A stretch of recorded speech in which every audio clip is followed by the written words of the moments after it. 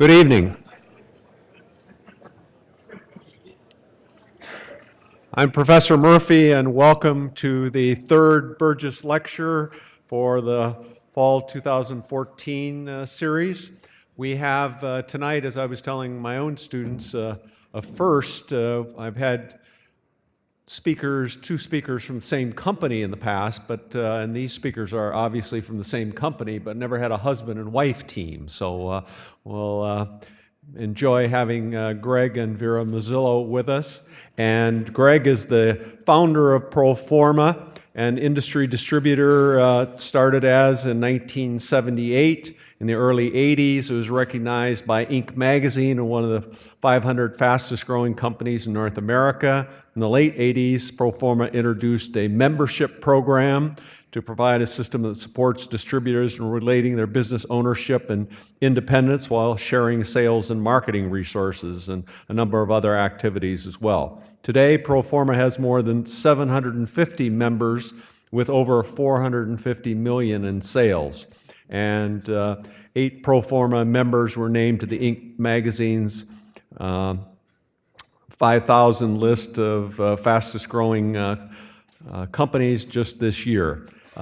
So that's Greg's background. Vera is a graduate of what wasn't called the Mendoza College then, but she's a graduate of Notre Dame, and she was honored for her performance as a finance major with the Raymond Kent Award. And Vera, I remember Ray Kent as a faculty member in my era, and she was also inducted into the Business Honor Society, and she currently serves on the Business Advisory Council. She joined Proforma as its Chief Executive Officer in 2001. In this role, she works to develop strategic business opportunities and establish strong relationships with the company's franchise owners and provides comprehensive oversight for all the financial and technical elements, and she has a background in finance in the banking world before joining Proforma. She was named one of the top 10 business owners of Northeast Ohio by the National Association of Women Business Owners in 2007, and just this year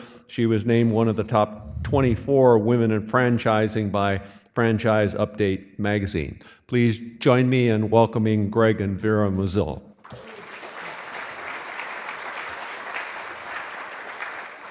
Well, thanks, Pat, and thanks to the few of you that joined us for dinner. It was a great experience, and it was interesting to talk a little bit about business ethics because until dinner I sort of thought maybe that's like an oxymoron, sort of like government intelligence and business ethics, you know. But great to hang out with you, and I kind of hope we're able to just hang out. We're going to tell you a little bit about us. I know we've got a couple stories to share, but the extent to which you want to have a dialogue, we'd love to have a dialogue. So that being said, obviously you figured out I'm the Greg and she's the Vera, and I'm going to tell you a little bit about our background just so you can put into context who are we that you're talking to. And basically I graduated from a very small college in Cleveland, Ohio in 1977, and I went to work for Haskins & Sells, which is now Deloitte & Touche. And as we were talking at dinner, you know, when you're studying accounting, it was real fun. Like, you know, you go to class, come back, have lunch with your fraternity brothers, go to another class, come back, play wall ball with your fraternity brothers, you know. And then I showed up for work the first day, and we were talking about the importance of internships because I showed up for work the first day at Haskins & Sells as an auditor, and the job then is sit down and shut up for 10 hours. And that's how I like studying it. And so I learned very quickly accounting wasn't for me. I had a buddy that was a print distributor, and we sort of figured out that we could do this business. I'll explain this business in a minute. So when you're out of college, we each put in $100. We bought a phone answering machine and some stationery, and we went knocking on some doors. And our industry is kind of, it's a kind of business you could do that in. It's not a heavy investment kind of a business. In that when I studied accounting, I remember studying mostly cost accounting. So I kind of came from a bias of thinking, well, there were just manufacturers that sold stuff to customers, right? Because you studied cost accounting. And we really didn't study a whole lot about distributors. But the more I would listen to my buddy who was my roommate after we graduated, this guy that worked for this print distributorship, I'm in accounting, he's working for a small little print distributorship, and I was pretty full of myself at the time, right? I had my job by December, Big 8 CPA firm when there was 8 of them, right? Some of you don't even know that word. And he was just working for a small little distributorship. But when we would go out hanging out on Friday nights, he'd tell me stories about companies that $30,000 in sales with $12,000 in profit, and $40,000 in sales with $18,000 in profit. I thought, what do you do, right? And then he explained to me they represented hundreds of different printing plants, and they were a distributor in the middle, right? So there's lots of people in the middle. In fact, the more you study businesses, the more you study that as a business matures, it really moves from a manufacturer selling something, in many cases, to a manufacturer working with distributors to sell something, right? Because if you think about Coke and Pepsi and Miller and all kinds of beverages and boozes, they're sold by distributors. And most food, you didn't go to Kellogg's in Battle Creek to get your cereal this morning, right? So most food, most tires, even cars, trucks are sold by distributors. So we started the distributorship in 1978. By 1982, we had made Inc. magazine's list of one of the 500 fastest growing companies. And if you want to know the secret to making the Inc. 500 list of the fastest growing companies, I'll tell you the secret. Here's the secret. Have a bad first year. That's it. So we had a horrible first year, and so our numbers kept growing after that. And so we made the Inc. 500 listing for a couple years in a row. In 1985, we were named the Small Business of the Year by President Ronald Reagan with a reception at the White House.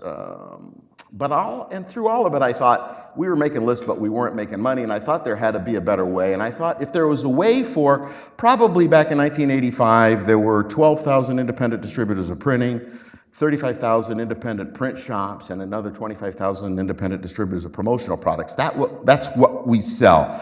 So printing would be like brochures that company use, direct mail, envelopes, business cards, business forms, that stuff with carbon in between it, and promotional products, imprinted pens, hats, mugs. Many of you are probably wearing a promotional item or carrying a promotional item. They are in our lives every day. They're just branded merchandise. And in 1986, I thought the better way might be franchising. It might be better for us to aggregate all these smaller distributors, none of whom really had great marketing tools and resources or buying clout with those hundreds of printers that we used and suppliers, and none of them had great back offices. And so I thought if we could create a group of distributors with all that would be a great idea. So in 1986, we started franchising. We might talk a little bit more about that later. And today, you were already told, we have $450 million in sales. I make it sound like this was easy. There's a lot of blood and almost failures. But today, here's who we are: $450 million in sales, 750 great franchise owners, mostly in North America, but a few globally now as we start to look to expand globally. We're top ranked by people that rank things, and we're in an exciting place. And my wife, Vera, who I'm lucky to be married to. So my background is I left Notre Dame in 1986 as a graduate of the Mendoza College of Business, and I went right into the world of commercial banking. And at the time, I learned quite a bit about the inner workings of hundreds of companies I matured through the credit department, where we actually studied best business models, and we worked with all layers of companies from the very small businesses all the way up to the Fortune 1000s. When I went into the actual commercial lending and investment banking sector, I worked with Fortune 1000 companies who were headquartered in Michigan. And I really had a great opportunity there to learn about what makes businesses successful and what causes businesses to fail. And we're going to get into some of these case studies in a minute, but ethics drives profitability. And I think that's a really important concept, because I think so many times people think those two they're not congruous with one another, but actually I believe that they drive successful businesses. I've seen more companies grow themselves out of business than grow themselves into business. And through those years of banking and business consulting, I learned some very powerful lessons about what are some of the most important metrics, what are practices that all successful companies employ, and what are some of the things to avoid. 13 years after I started my banking career, I met Greg. And actually at the time, I had a phenomenal career in consulting and banking, and Greg asked me to come in and take a look at Proforma. And I told him that I would, with the understanding that I would never work there, because I wanted to just take a look at the company, and I thought, I'm not sure that working with my husband is going to be a great recipe for success in a marriage. But actually, once I came into Proforma, I realized that it was home. It's a great business model. The owners and the entrepreneurial spirit is something that is near and dear to both of our hearts, because people who join us, they basically are investing in a dream for themselves and their family. They want to have more control over their own lives. They want to set their own hours. But in addition, and we receive emails and letters all the time from our owners thanking us, because by becoming a part of our franchise organization, or really any well-run franchise system, what happens is it allows you to take control of your own life. And we have many of our owners who actually pursue very socially responsible ventures, such as missions trips and giving back to their community and their church, because now they have control over what they do.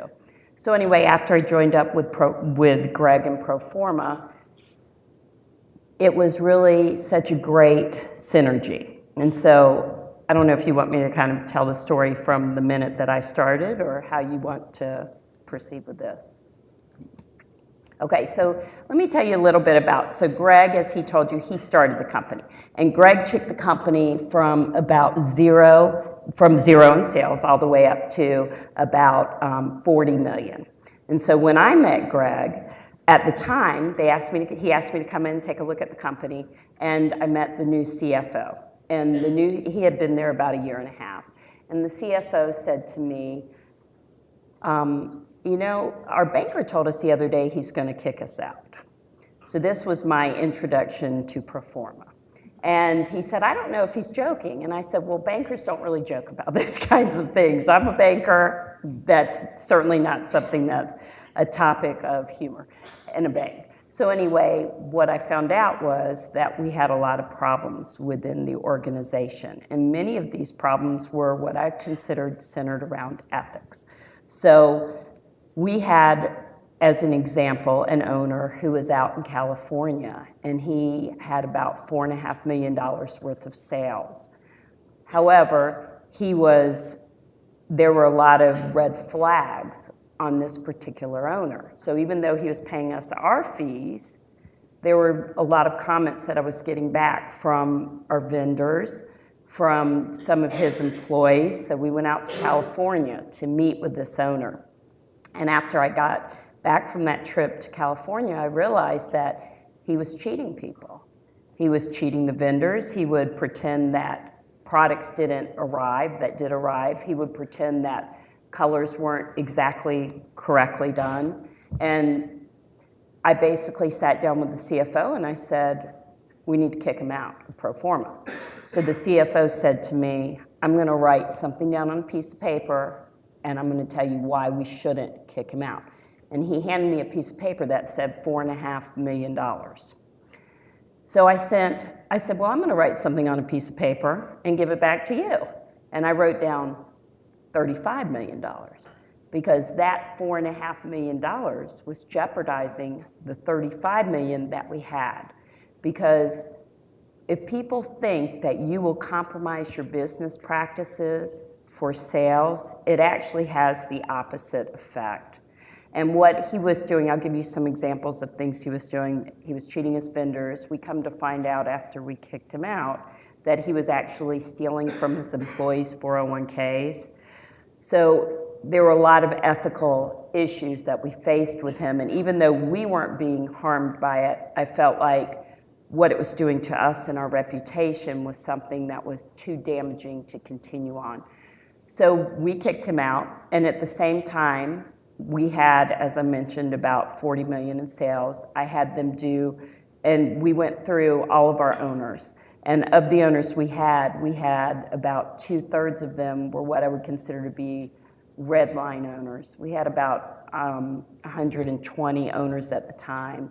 And what I mean by red lines, they were people who either had credit issues, they had issues with our suppliers, they owed us money, and they were not paying it back, et cetera. And so what I did is I had them put together what I call our top 30 list.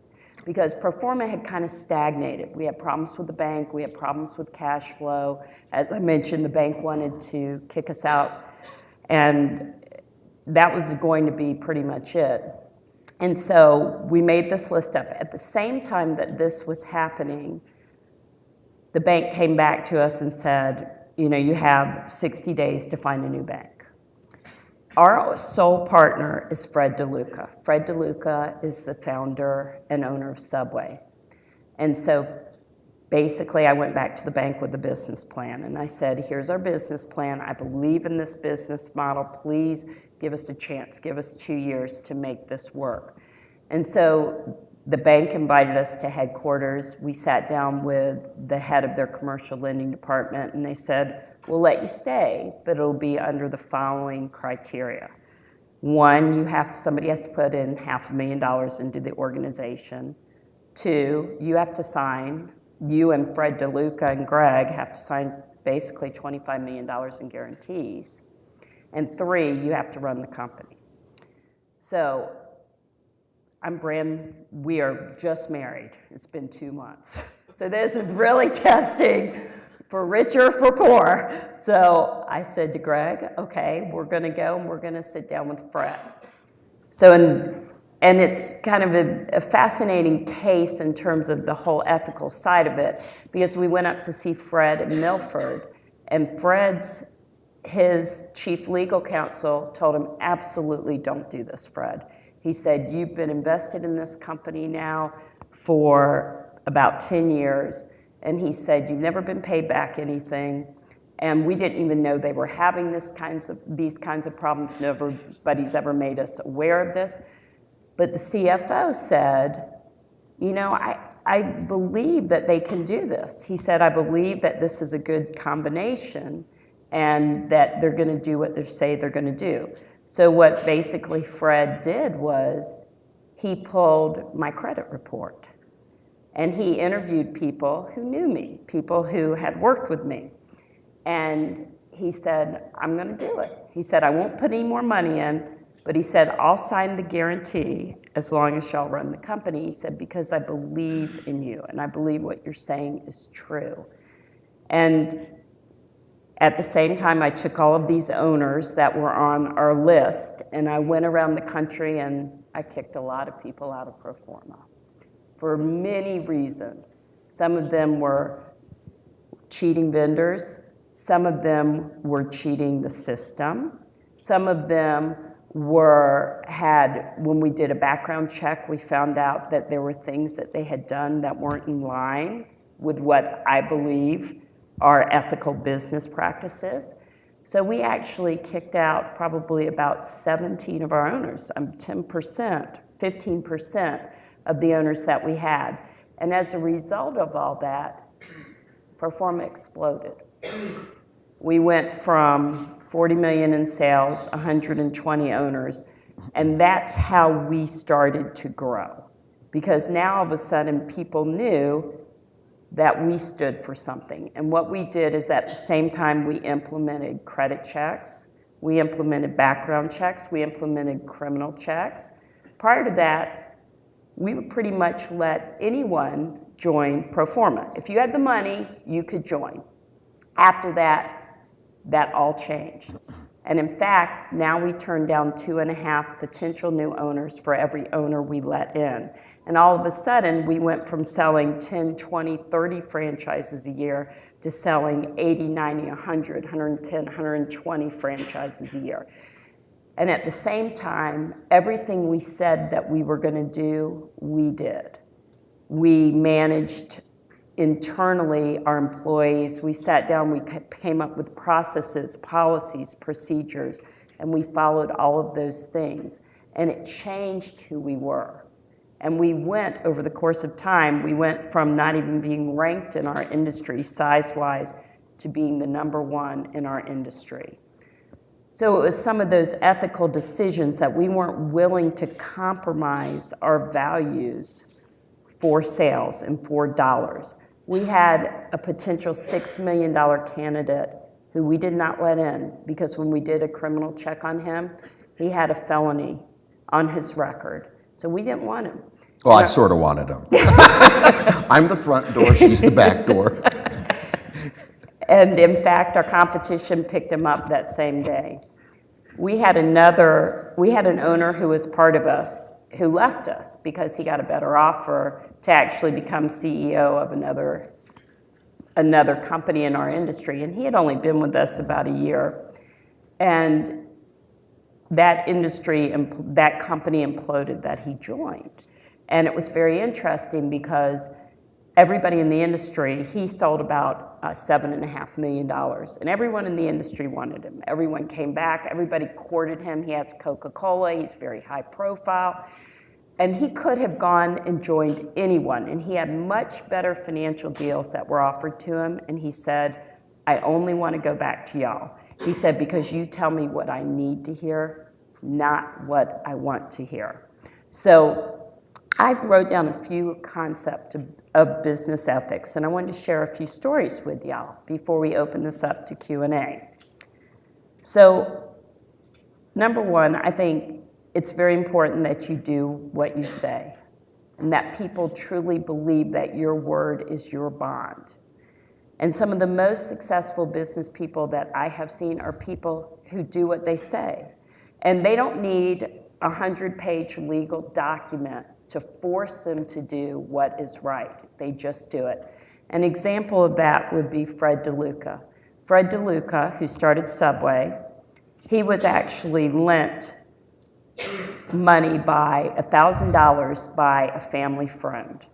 He went to him to ask him to give him money to go to college. And the family friend said, I'm not going to give you the money to go to college, but what I'm going to do is I'm going to lend you $1,000 and I want you to start a submarine shop.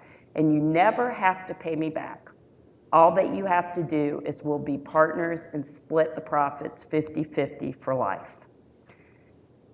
To this day, that's the only agreement that Fred DeLuca and Peter Buck have. And they are now on the list of the 500 wealthiest people in the world. I think they're tied for number 120. And it's all just on a napkin that they wrote and Well, it's a signed. little more than napkin, but their attorneys tell them every year, guys, we need something better than this agreement that they have to run this company with 40,000 franchise owners and I don't know how many billions of dollars in sales and profit. But they don't change it because they do what they say they're going to do. Second, surround yourself with ethical people. I find a lot of times that so many people, their tendency is to surround themselves with yes people because everyone wants to think they're the smartest person in the room or that everyone is deferring to them. But the reality is, if you surround yourself with people who are as smart or smarter than you and people who aren't afraid to say no to you, they tend to be very ethical people because they stand up for what they believe and what is right. And by doing that, you create a culture, you create a mindset of value, of integrity, of honesty. And I think that drives a successful business. Don't be afraid to disassociate yourself from unethical people. So many times change is really hard for people because people believe that it's easy to continue with what you're doing, particularly if you're making money doing it. But you're really sacrificing the long-term viability of your organization for short-term profitability that will eventually catch up with you. It's as I said about Proforma. People didn't understand why are we stagnant. Well, we were stagnant because anybody could join us. As long as you had sales, you could be a part of the company.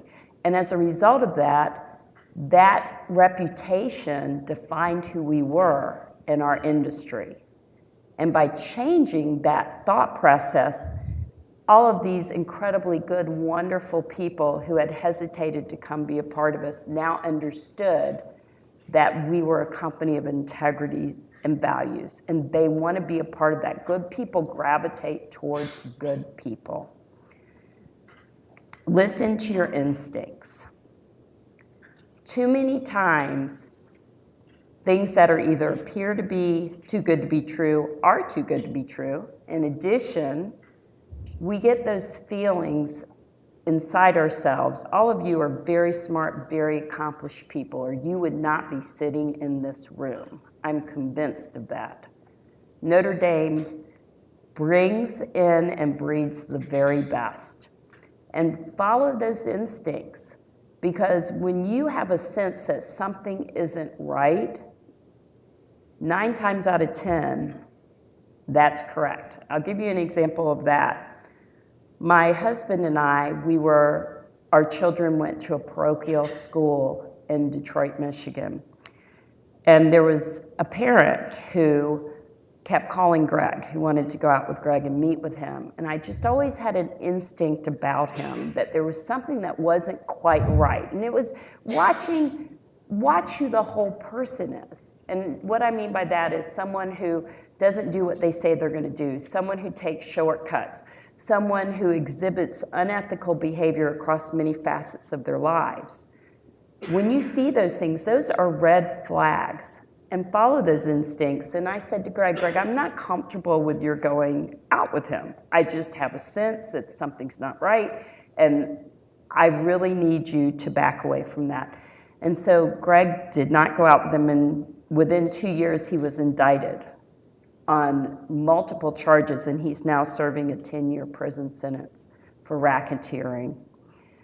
Also, stand for integrity, honesty, and ethical practices. In our franchise agreement, we actually have a clause. We have an ethics clause. So we don't allow our franchise owners to engage in behavior that we would consider unethical. And in fact, I had a franchise owner talk to me about this the other day because she was actually asked to print up some napkins and other printed material that had phrases on it that she wasn't comfortable with. So she actually turned that job down because, again, what you do, what you produce, what you represent represents who you are, and people will judge you by that. Teach people how to fish. That's really important. Train the people that are in your organization. Don't withhold information or education or knowledge that you have. Share with other people, because if you do, they're going to give back to you tenfold. Embed the culture of ethics within your organization. Teach people this is what we stand for. And people will respect you for it, and they will gravitate towards you, and you will attract the very best talent. Tell people what they need to hear, not necessarily what they want to hear. Because when you tell people what they need to hear, in the long run, you're helping them to be a better business person and to grow in their organization. And sometimes those are tough messages, telling people that I don't approve of the way that you're working with your vendors, or I don't approve of some of your business practices. That's not an easy message, but in the long run, I can't tell you how many people have come back to us and said, we respect you and it's why we want to work with your organization. Don't shortcut. One other thing that we do is we do employee testing. And as part of our employee testing, there's actually a section that measures whether or not they think that person is answering questions honestly. And I look very carefully at those results, because I find that if a person is not answering questions honestly on a profile test, typically they're not going to be honest in their day-to-day business operations. And within your organization, you don't want people that you cannot trust. One thing about ethics that I've learned is it's a very slippery slope. Most people don't go from 0 to 100 in a day. Typically what happens is when there's ethical issues, and I've seen this in a number of companies that I've worked with, it starts small. It starts with that small little decision that they make, and they can brush it under the rug. And each time it grows and grows to the point where it becomes too big for them to know how to handle it. So as soon as you see an ethical issue that faces you, nip it in the bud right away. Don't be afraid of it, because it will come back tenfold to you, and you will never regret. You will never regret making a good, positive, ethical decision. Well, clearly, and we started, I'm going to tell one little fun story, and then we're going to pass around this thing. So being ethical, doing the right thing is what you said at dinner, and it's hard to get, like skinning a catfish, I think, but back in the early days when we started franchising, 86, 87, there was no internet. Many of you can't relate to that, right? But there was no internet, and we had to go to these own your own business shows. And we're selling franchises to people because we started trying to be something for people in the industry, and all the people in the industry said, why would we join you 28-year-old punks, right? So we had to go sell franchises the traditional route, people that just want to own their own business. And we would meet them at these own your own business fairs. Maybe you've seen them advertised in some local towns. And there's bubblegum machines and Bic lighter machines and mink farms and sandwich shops and yogurt shops. And there was Proforma. And so we would meet people on the weekend, and then we would talk to them afterwards. They'd come back and we'd have a one-on-one conversation. And there was a fellow in California, Raui Tindakasari. I'll never forget him, 1986. Raui Tindakasari. Raui comes back, and I meet with him personally, and we were selling franchises for $20,000 or $25,000 at the time. That was a lot of money to us, believe me, a lot of money back in those days. And I met with Raui, and I said, well, what are your choices? What are you considering? And Raui could not speak English. Raui wasn't a very handsome person either, and what we sell requires personal relationships. People buy from us in a business of know, like, and trust. People buy from people they just sort of know, like, and trust, right? And I looked at Raui and I thought, he can't do this business. So I said to Raui, what are your choices? And he said, my choices are either Proforma, I love you guys, I love your story. He couldn't say it that way, but I made it out to be that. Or a shrimp farm like in Australia. I thought, how much could a shrimp farm be in Australia? This is like about $1 million. So Raui had access to a lot of money. Now I'm thinking, this is a difficult choice. Raui has a lot of money, but Raui can't do this business. What do I do? And I told him, I said, Raui, you're a very nice guy, and I need to tell you, I think you should go by the shrimp farm. Believe me, I needed his $20,000 or $25,000, and I knew he had it, but that wasn't the right thing to do. The right thing to do was to tell Raui, this isn't the right business for you, which angered him. He got very angry. And, you know, in the world in general, people want something they can't have. That's why there's so many different kinds and colors of cars. People want something they can't have. And when I told Raui, no, you can't have this, he wanted it. And there are some laws that require that we give people an opportunity. So there's almost like employment law and franchising law. And we were forced, I felt then forced, once he started arguing that he really wanted one, that we eventually did sell him a franchise. He eventually never sold anything to anybody, and my instincts were right. But in telling him, no, you can't have it, and doing ethically the right thing, he wanted it worse than ever. And so I did the right thing and ended up on the good side of it, despite the fact that it didn't end up good for Raui. My understanding is we got this little thing with a speaker in it. What are your questions? What do you want to talk about?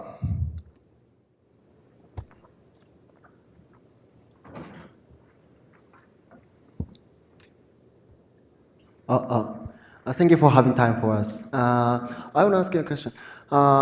When you had the bad year for the first year in your business, did you have a temptation to do some unethical thing? And how did you manage it? Are you saying, did we want to do something unethical in the last year? Yes. So for your first year, because you had a very bad, result. For the first year. Oh, in the first year. We probably stretched the truth, right? But really, I think because what do you do when you've got a phone answering machine in an apartment and you're trying to sell businesses critical documents for their operation? And really, I think we told the truth. I don't think we were unethical. I think we stretched the truth. And I even told people, we're a small operation that work out of a small office and we pass the savings along to you. Well, and people actually bought that line. But that was really the truth. I don't think we were not unethical. There was a time where the most unethical thing I did, this got written up in Inc. magazine, somebody wasn't going to pay their bill. And I had a buddy in college, his fraternity brother, his name was Elio DePaulo. And we needed this guy to pay his bill or we were going to be in a lot of trouble because anyhow, we typically pay the suppliers faster, right? So we buy something from a supplier, we send it to the customer, we pay the supplier, and if the customer doesn't pay us, we're really hurting. So I called this guy up. I said, hello, my name is Elio DePaulo, and my buddy Gregory Muzzillo, he tell me you no pay your bill. And well, I don't know if that was unethical, but the guy paid his bill. We had another ethical situation that we faced in the first year when I had joined up with Greg. We were actually at one of our discovery days, and that's where prospective franchise owners come and they meet with us. And Greg and I walked into the room, and sitting right across from us was someone who was blind. Well, we're not in a business that you can be blind and sell printing because you have to proof everything. And so we basically told our lead salesperson, we said, Alan, we need to talk to you about this candidate. And we said, this just isn't going to work. He can't sell printing, he's blind.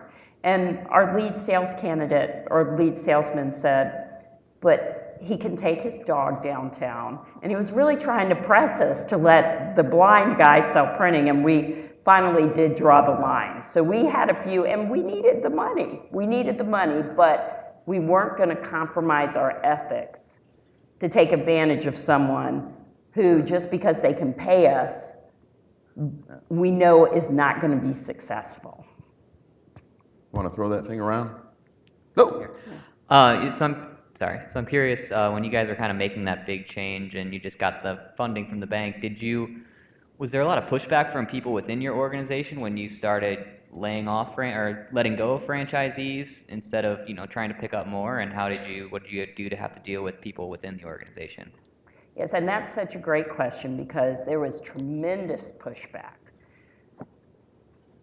I think people thought that I came in, I was the axe man basically, because prior to that they would let anyone join the company who had the money. And there were a lot of people who weren't happy with some of the decisions that I made. And in fact, we had to change out some of our employees because for them, ethics was not really that important. They felt sales trumped ethics. And some of them even went to a point that they would try to take these prospective owners' applications and really massage them a little to make these prospective owners look better because our salesmen would get compensated based on the number of franchises they sold. So there was a huge pushback. But the good news of it all was the bank did us a great favor because when the bank said someone had to put the money in, I put in the money. Nobody else on the executive team was willing to put the money into the organization. So when I put the money in, and Greg and I ran the company and I ran that side of the business, I told him, thank you for your input, but this is how we're gonna operate moving forward. And maybe this isn't the career of choice for you. And if they continue to push back, we let them go. And I know I probably sound like I'm a pretty hardcore businesswoman, but when it comes to ethics, I am. To me, I will not compromise on ethics because long-term, it will destroy your organization. When you think of some of the most critical ethical stories you've heard, for example, Ford and the story of the Pinto, you're probably very familiar with that. Enron, look what it did to Arthur Andersen.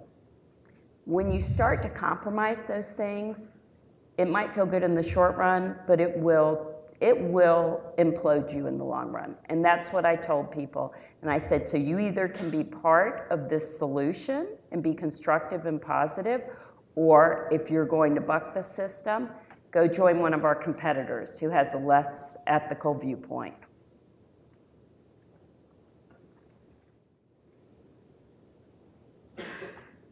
More questions? Hi, my question is, as most of us in the next couple of years will probably be entering the workforce, what is something we should actively look for in companies as far as ethics and all that goes? Do you want me to take it or do you want to take it? I would say when you're looking at joining a company, I think one, understand what their mission statement is. Talk to the other employees that are part of the organization. Talk to their customers. In our organization, if you talk to our franchise owners, that's a wonderful way to understand how we do business.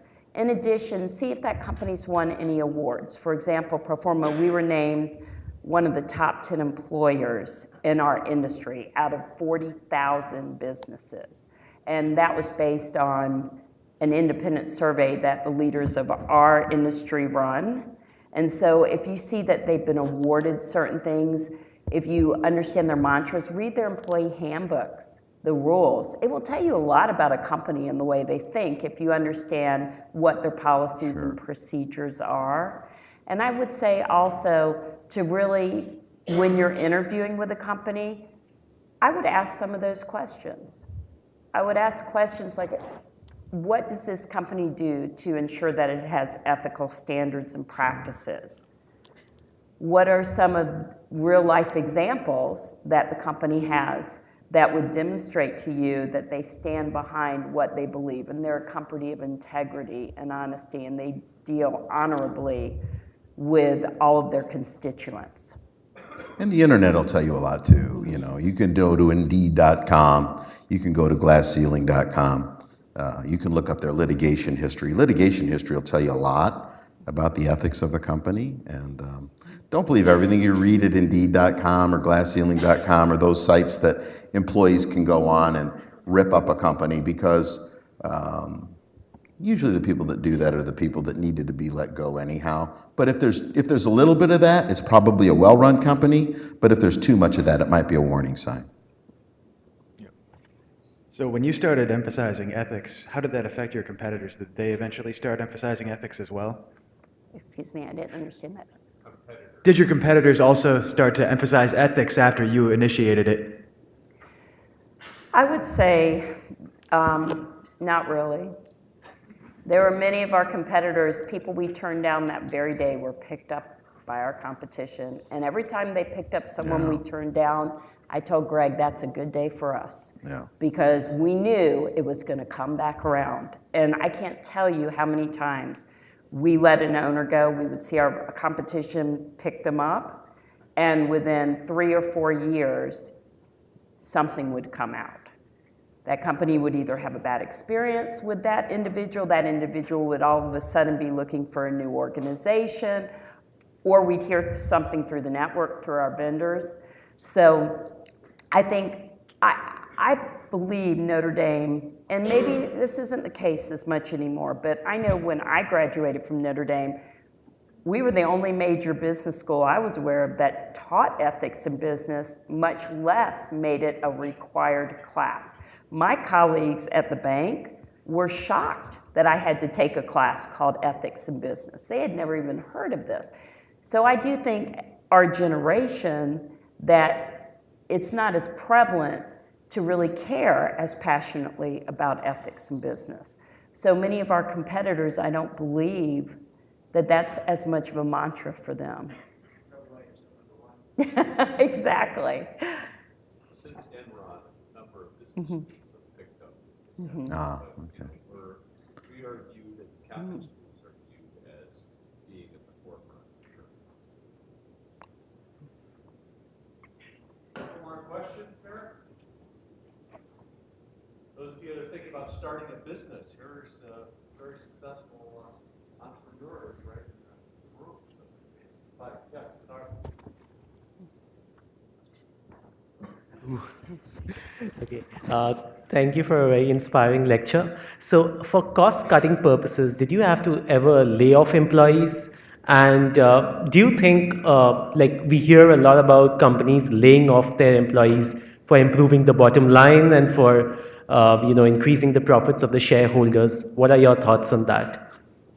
I love that question because if you'll recall back in 2009, I believe, is when in October the economy took a dive.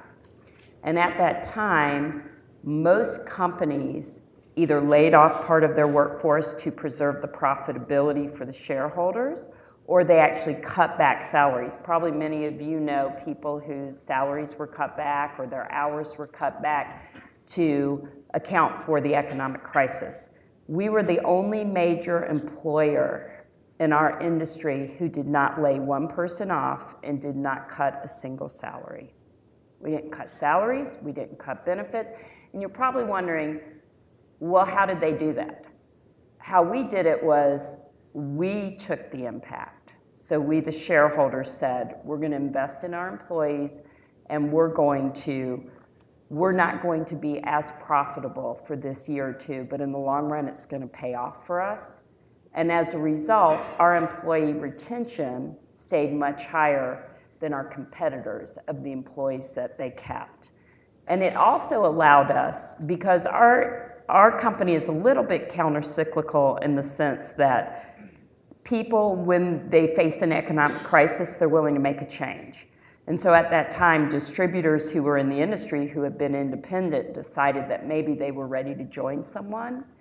And so we had a very strong, solid workforce, and we had our best years ever during those times because we didn't make those changes in terms of laying off employees or increasing their workload to the point that they felt overwhelmed.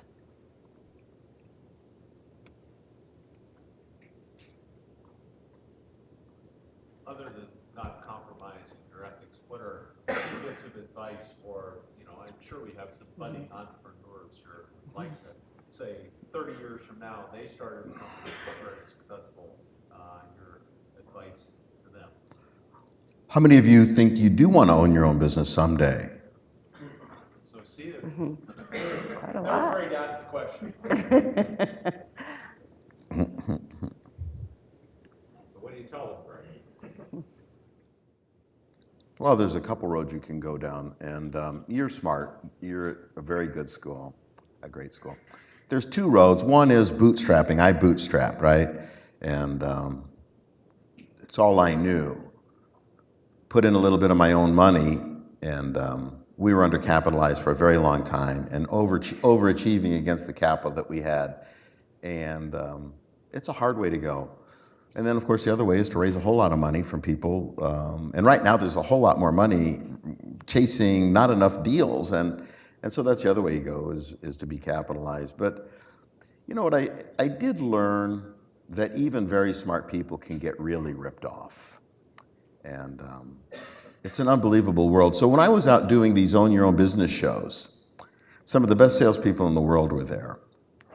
And they were the most unethical human beings I've ever met. And you would think people are smarter, but they would be things like the Bic lighter machine guys, and they would sell Bic lighter machines. And you've all been at a trade show, and everybody likes to clump around where there's a clump of people. And they knew how to get the Bic lighter machine guys. They knew how to get a clump of people standing there. And then they get a clump of people, and they'd say, "Now, how many bars are in your town?" And this is back in the days in 1985. People smoked and they smoked publicly, right? So how many bars in your town? And then people they'd have a shill, and the shill, somebody'd say, 5,000. Oh no, that sounds like too much. Let's be conservative and say 3,000. And then, then they'd say, well, how many lighters do you think you could sell on an average day? And somebody'd scream out, 300. And then the man doing the thing on the board, no, let's just be conservative and just say 100, right? And then, he's doing the math of how many restaurants and bars are in the town, how many lighter machines could you place, how much does a lighter sell for, and how much do they cost? And all of a sudden, people were going to become instant millionaires in the Bic lighter machine racket, based on the numbers people said from the audience, right? And then he would announce, And here's our problem, ladies and gentlemen. We've only got 2 territories. In this town right now, we're going to be selling a territory on the east side and the west side. And those of you that are interested, please come and sign up now. And we're going to be selling these areas on a first-come, first-served basis. Now, all of this sounds relatively reasonable. And I saw women, because women probably have better, eyes for this, men going up to the hotel rooms, meeting these people, and they would actually... They'd be talking to them and they'd say, are you interested in the east side and the west side? And the guy would say, no, I'm sorry, the east side's already gone. I've only got the west side left. And then they'd say, how are you feeling about that or whatever? And then the phone would ring. And it was a shill. And the guy would say, while he's interviewing these people and talking to these people, listen, Bob, I told you, I'm not going to be seeing you till 2. And if the east side is gone by then, I'm sorry, but maybe we could take a look at Akron, Canton, or a different market, okay? And he'd hang up the phone. Now, people would write stupid checks and do stupid things because people made time of the essence. And that is so unethical for people to try to make time of the essence that, in fact, the government regulates that now. Because owning your own business, and my guess would be many more of you want to own your own business than raise your hand. It's probably one of the most powerful American dreams. And if you're not careful, you can be so ripped off. These people even called the people that want to own their own business mooches. They called the things they sold basement deals because they knew all those machines would end up in your basement. I've never seen such an unethical group of people ripping very smart people off because of their very powerful dreams. So probably when people make time of the essence, it's a huge red flag to not just walk away, but run, because when they take away your ability to think and do research, it's not a good thing. So. And I would say my 2 pieces of advice: surround yourself with people who are as smart or smarter than yourself and listen to them. And 2, grow into your expenses. So in other words, so many people, they decide when they start a business, they have these dreams, and they put together a business plan that shows 20, 30% growth every year, and they ramp up expenses to accommodate that, and they grow themselves out of business. And what I recommend to people is instead, figure out what your sales are, and then structure your expenses accordingly. Don't spend more than you take in. Cash is everything. It's the only part of your business that doesn't lie. So pay very close attention to it. If you make $50,000 or $100,000 a year, then only hire somebody who's going to cost you, as an example, $30,000, $40,000. Okay, well, thank you very much, and I'm sure they'll stick around to answer any specific questions. Please, Thank you.